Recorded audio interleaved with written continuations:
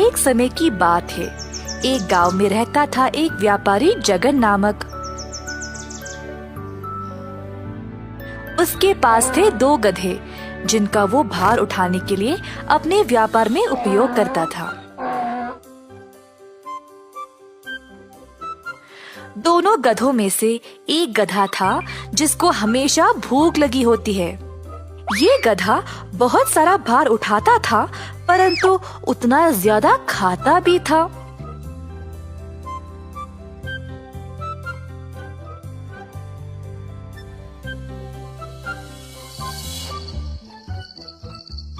शाम को इस गधे को बहुत कुछ खिलाना पड़ता था, नहीं तो गधा चुप नहीं रहता।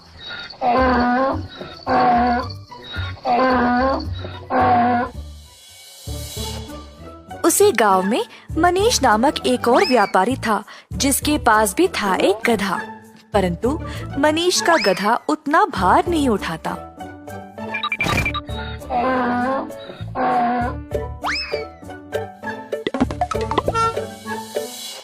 एक दिन दोनों व्यापारी एक पेड़ के पास एक दूसरे से टकरा गए।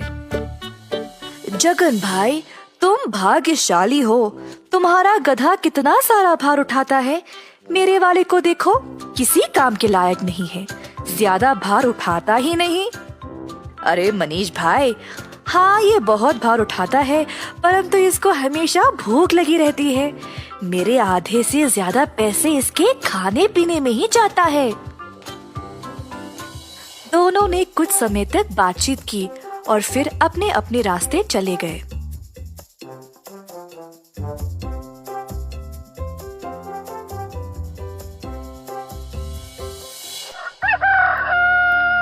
एक दिन जगन और उसकी पत्नी भूखे गधे के बारे में बात कर रहे थे। राधा, इस गधे को पालना अब कठिन हो रहा है। इसके कारण मुझे बहुत नुकसान झेलना पड़ रहा है। सही बात। एक काम करते हैं, तुम्हारे दोस्त मनीष को ये गधा पसंद है ना? मनीष को ये गधा बेच देंगे, समस्या ही हल हो जाएगी। क्या बोलते हो जी?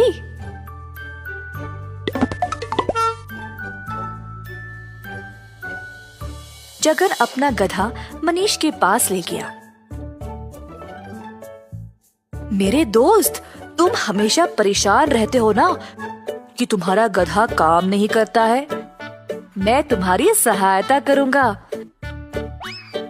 मेरे पास एक और गधा है, तुम इसको ले लो। ये वही भूखा गधा है ना? अगर ऐसा है तो मैं इसकी देखभाल नहीं कर सकता। अरे नहीं नहीं, ये दूसरा है।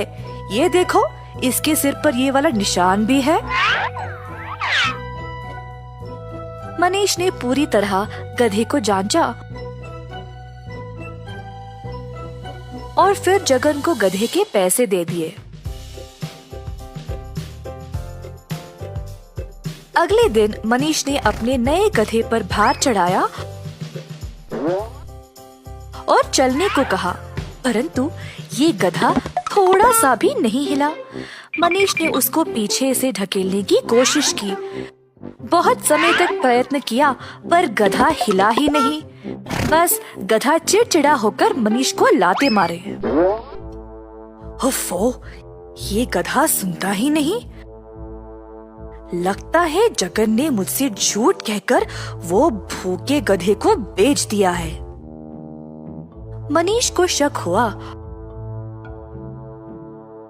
और उसने गधे के सिर पर उस निशान को छुआ। हाथ लगाते ही निशान पूरा मिट गया। हाँ, जगन ने मुझे धोखा दिया है। धत, मुझे पता है अब इससे काम कैसे कराऊं। मनीष ने एक मकाई भुट्टा लिया और उसे एक छड़ी से बांध दिया। अब छड़ी को गधे के पीठ से बांध दिया, जिससे मकाई भुट्टा गधे के मुंह के सामने लटकने लगा। गधे ने मकाई देखा और उसको खाने की कोशिश में आगे चलने लगा। इसी तरह गधा खाने की कोशिश में आगे चलता रहा, भार पीठ पे लिए।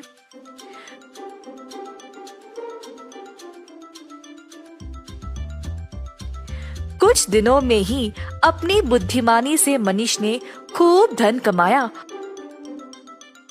और समाज में बड़ा नाम।